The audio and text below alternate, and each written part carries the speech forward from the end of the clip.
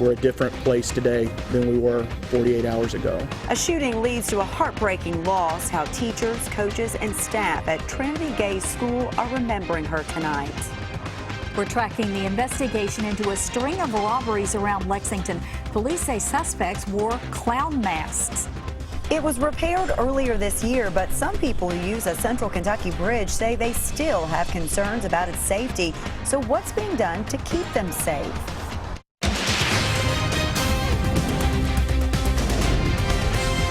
This is WKYT News at 6. Good evening once again. It's been an extremely difficult day for students and staff at a Lexington High School, along with many others in the community. Tonight, they're remembering 15-year-old Trinity Gay, who died after being shot over the weekend. She is the daughter of Olympic sprinter and Kentucky native Tyson Gay. Trinity was a student and rising track star at Lafayette High School. Tonight, a vigil will be held at the school in her honor. Monique Blair joins us now live to begin our top story team coverage. Monique? Hi, Amber and Barbara. Yes, a memorial has been set up here in front of the school's track. It's made up of jerseys, batons, and even several pairs of track shoes. Trinity Gay excelled in the sport. So tonight at 8 o'clock, her friends and family will be honoring her here on the school's track. Our hearts are broken right now. The day began today at Lafayette High School with a moment of silence to remember and honor Trinity Gay. Undeniably in disbelief. Just words cannot describe just how I feel. Trinity's track coach Crystal Washington describes Trinity as the type of athlete who was not only humble, considering who her father is, but also the type of athlete who wanted to see her teammates succeed. She would push everybody just to try harder, even when she felt like giving up. One of Trinity's teachers, Rhonda Mullins, also taught both of Trinity's parents. She says the entire family has left an impact on Lafayette High School. You know, that whole family are just like the kids that everybody wants to teach. You know, they're the best in your classroom. Trinity Gay had dreams of becoming a surgeon, a dream those who knew her say she definitely would have reached. Principal Brian Jacobs says the young sophomore left a legacy at this school, a legacy that will never be forgotten. We're a different place today than we were 48 hours ago. Now, tonight's vigil will be open for anyone who wants to grieve, reflect, or just lean on one another for support. Principal Jacobs says he wants this to be a place where everyone feels safe. Reporting live in Lexington, Monique Blair, WKYT. Monique, thank you. The three men charged in connection to the shooting all appeared in court this afternoon. Lexington police have charged them with wanton endangerment. Police say these men fired shots outside the Cookout restaurant on South Broadway early yesterday morning. They say Trinity Gay was caught in the crossfire.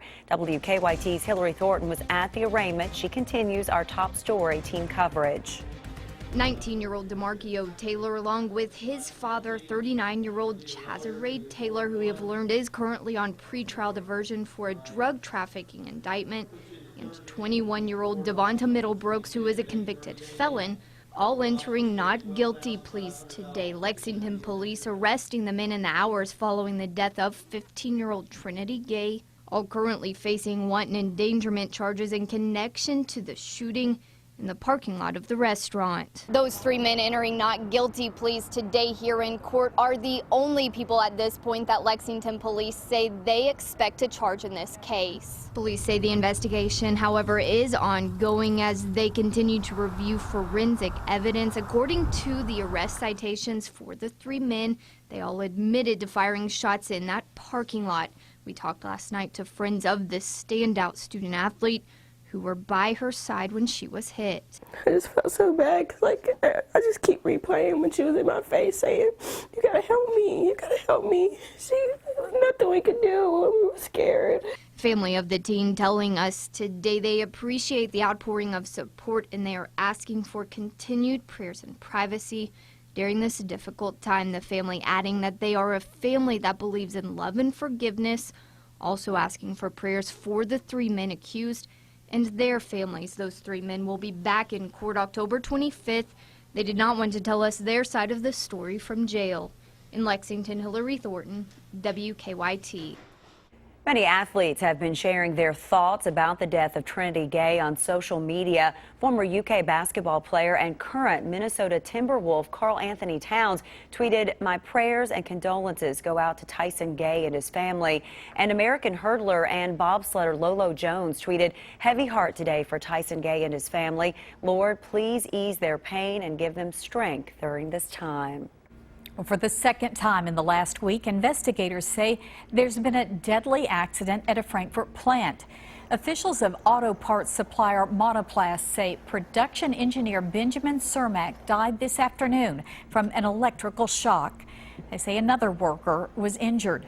Investigators are still trying to figure out what led to that electrical shock. Last Thursday, investigators say 2 workers were injured in an overhead crane accident at the plant.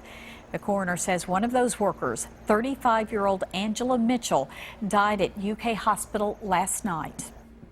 Tonight, Lexington police are investigating a string of robberies at businesses around the city, and each time they say the robber wore a clown mask. In the last 2 days, police say 4 gas stations and a check cashing business have all been robbed. WKYT Sean Moody is tracking the investigation tonight. Sean?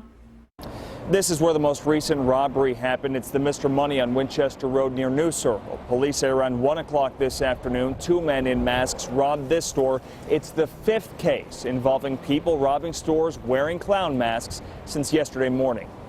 The first was the Speedway on South Broadway Sunday morning around 5:15. About an hour after that, police said someone robbed the Thorntons on Georgetown Road. Then about 15 minutes later, they said someone robbed the Speedway at New Circle and Meadow Lane. In each of these cases, police said the person wore a clown mask and had something covering his hands when he pulled out a gun and stole cash from the clerks. Those were all within about an hour and 15 minutes of each other on Sunday. Monday morning, police said someone in a clown mask robbed the Shell station at Man o' War and Nichols Park Road. Finally, around 1 o'clock this afternoon, police said 2 men in masks and dark clothing robbed the Mr. Money here on Winchester Road. I spoke with Lexington police a little earlier this afternoon. They believe those first 3 robberies yesterday morning are all connected. The 2 today they think are copycats. In Lexington, Sean Moody, WKYT. Sean, thank you. And Lexington police say someone found a clown mask at Castlewood Park this afternoon, but they aren't sure if it's connected to the robberies.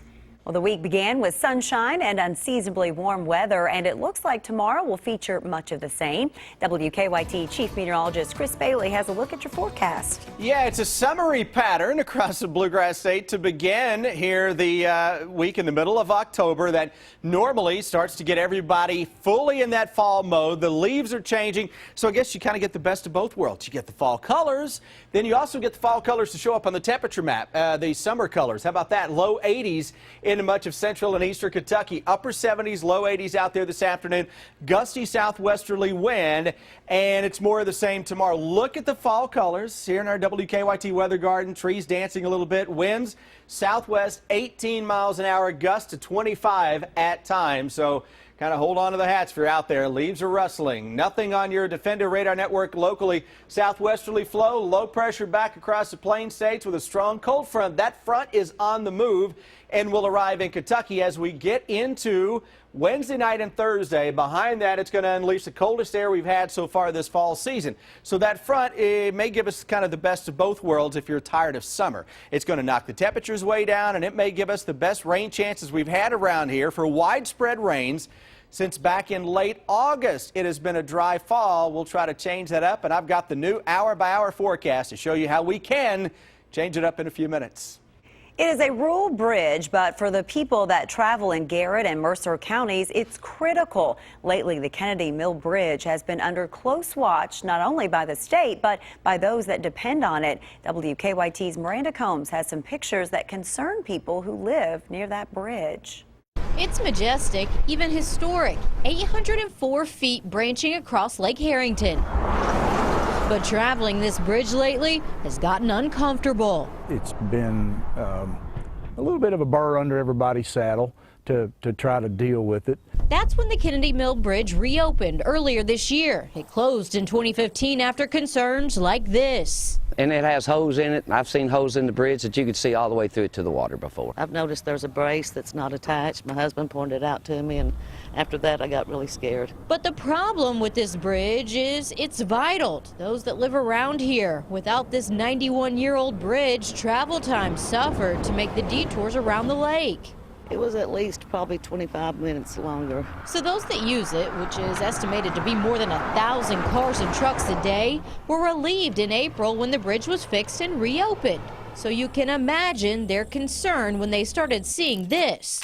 We were sent pictures from viewers of hanging braces with concerns that the hanging metal was compromising not only the bridge, but the boaters below. So we went to the state for answers. And the bridge inspectors, our team here from District 7, did locate a brace, which we also call a member, that was loose on the bridge in August, and that is not a threat to motorists. You can still see the concern hanging on the bridge today. Had that been a threat, we would have immediately closed the bridge. Natasha Lacey with the Kentucky Department of Highways says crews are keeping a close eye on this bridge and will repair the hanging brace when work on the new bridge begins. We're looking for the new bridge construction hopefully to begin in February or March.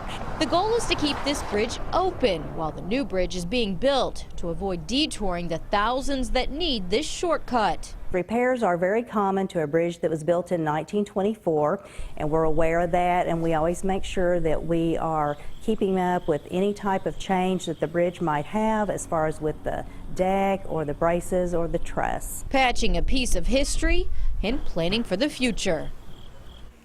So while the new bridge is being built next year, they'll have to keep repairing the old bridge to try to keep it open. The spokesperson for the Department of Highways says if there had been any hesitation about the safety of that current bridge, they would have closed it immediately, guys. Well, the viewers that sent us those pictures obviously had some concerns, but when you got down there to the bridge, you heard a much different story, We talked right? about this at 4:30. A lot of them were like, whoa, whoa, whoa, don't talk about this bridge on the news. We don't want it shut down again because it caused such a hassle for them driving around. So it's an important bridge to a lot of people. Absolutely. A lifeline for them. Miranda, thank you. Thank you. Well, a judge has given Governor Bevin a deadline to release millions of dollars the Kentucky Supreme Court says the state owes colleges and universities. And then find out how you can get a look at a new state-of-the-art YMCA in Lexington before it officially opens. New tonight, a Franklin County judge has ordered Governor Bevin to release nearly $18 million to state colleges and universities. The judge says the governor must release the money within 3 days. Earlier this year, the governor cut 2% from the budgets of colleges and universities without the state legislature's approval. Attorney General Andy Beshear then sued, saying the cuts were illegal. The state Supreme Court later ruled in Beshear's favor. The new YMCA in Hamburg will soon open, and you can get a sneak peek now. The Whitaker Family YMCA will officially open October 31st, but walk-in tours are available every day until it officially opens. The YMCA features a state-of-the-art fitness center, a lap pool, a full-sized gymnasium, and a Pilates studio. YMCA officials say more than 1,400 people have already signed up for memberships. They say this new facility has been in the works for nearly 10 years. Now, your hour-by-hour forecast with Chief Meteorologist Chris Bailey. It's summer that's in the works across the Bluegrass State again today, and we got another day and a half or so of this, and all of a sudden, boy, the temperatures are going to take a big dive, maybe the best rain chances we've had in a little while. Let's focus on good stuff, and that's what's going on out there right now. From Louisville and E-Town, Bowling Green, all the way to Corbin and Jackson. And look at that Jackson cam. Fall colors, hello, really taking off right now. A mix of sun and some clouds, upper 70s to around 80 in most of central and eastern Kentucky as of now. Defender radar network, nothing locally, not expecting a whole lot tonight or tomorrow, though I'm getting just a little sense that we could pop an isolated shower or thunderstorm at some point tomorrow afternoon. If that's the case, it may knock a little edge off the thermometer. Cold front to our west is going to slowly work its way toward the Bluegrass State, should arrive as we go into the day on Thursday. And it's going to really announce its presence with showers, thunderstorms, gusty winds, and boom, temperatures drop.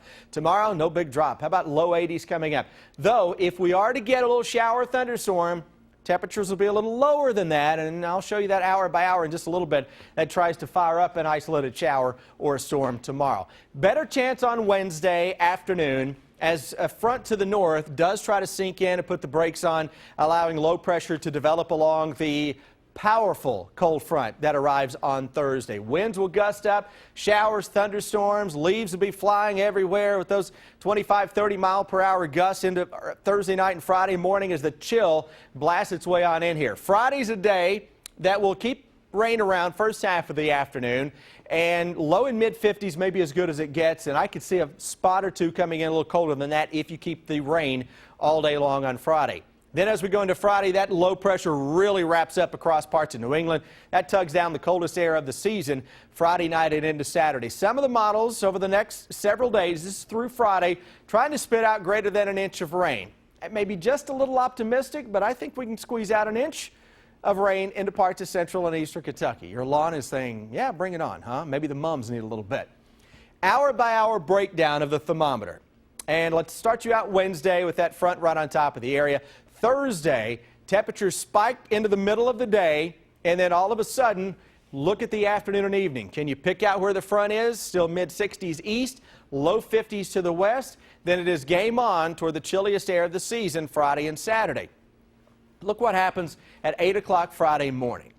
Notice the low 50s here. Now let's go to noon. The numbers drop a little bit into the upper 40s to around 50 by noon on Friday with some clouds and a shower or two around. And this is forecasting 40s to stay into the mix all day long on Friday. We go through Friday evening. Football fans, bundle up out at the high school game. Saturday, if winds die down, a kiss of frost is possible. Saturday afternoon, we're back into the 50s. And if you're heading out to Commonwealth Stadium on Saturday evening, it's into the 40s into most of central and eastern Kentucky. Shock to the system? Yeah, you know this gravy train ain't going to last forever, folks. Low 80s over the next couple of days, and there's that front on Thursday with a big drop in temperatures, nice drink of water, and some chilly stuff to start the weekend. Oh, yeah. It's about time. Yep. Thank you. Just ahead, Mark Stoops talking about his quarterbacks. What is the latest on Drew Barker, and how comfortable is Stoops with Steven Johnson? And John Wall knows all about playing the point at Kentucky. How does he see De'Aaron Fox coming into the program? Sports is next.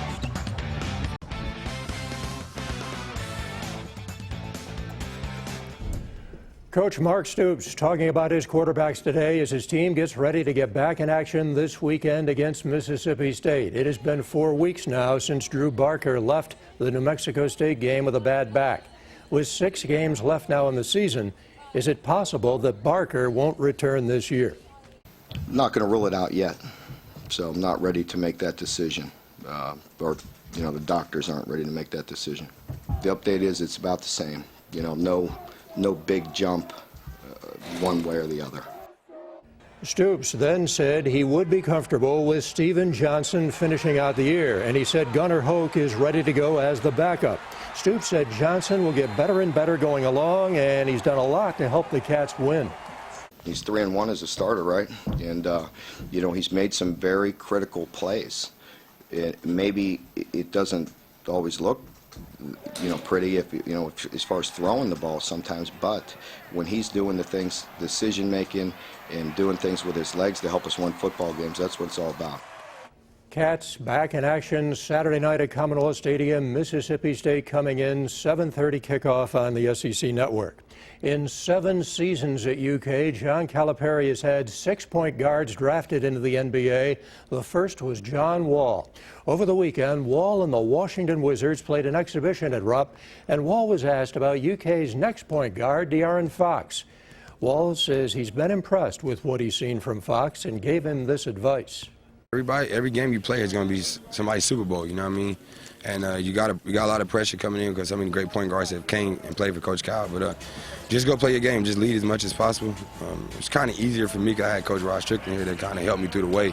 There's a point guard, and Tony Duck was here also, so now it's kind of different. But the coaching staff is great, and I think he's doing a great job of just playing basketball and just trying to defend and push the pace as much as possible. And today, De'Aaron Fox was named one of 20 candidates for the Bob Cousy preseason watch list, the award given to the best point guard in the country. Last season, Tyler Ulis became the first Wildcat to win that award. Former major leaguers and UK stars taking part in the Austin Kearns Celebrity Classic, the scramble raising money for SCORE International. Former UK baseball coach Keith Madison and his wife Sharon, a huge part of the Christian Mission Organization, which teaches baseball to children in the Dominican Republic.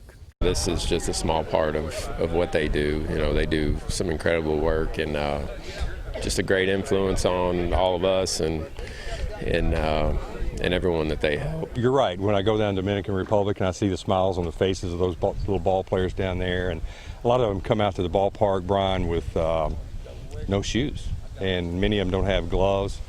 And to see the joy they have just to play the game and how they love the game, it's a neat thing. So they were playing. A final check of your first alert forecast is next. And then on the CBS Evening News, how Democrats and Republicans are coming together after a GOP office in North Carolina was firebombed over the weekend. It is beautiful out there, but we're getting so dry out there. We are. Good drink of water on the way later Wednesday and especially Thursday. And look what that drink of water does to the temperatures. Knocks them down. Coldest air of the season coming Friday into Saturday. We look chilly for high school football games and out at Commonwealth Saturday evening. All right, Chris, thanks so much. Thanks for joining us tonight. We'll see you back here at 11.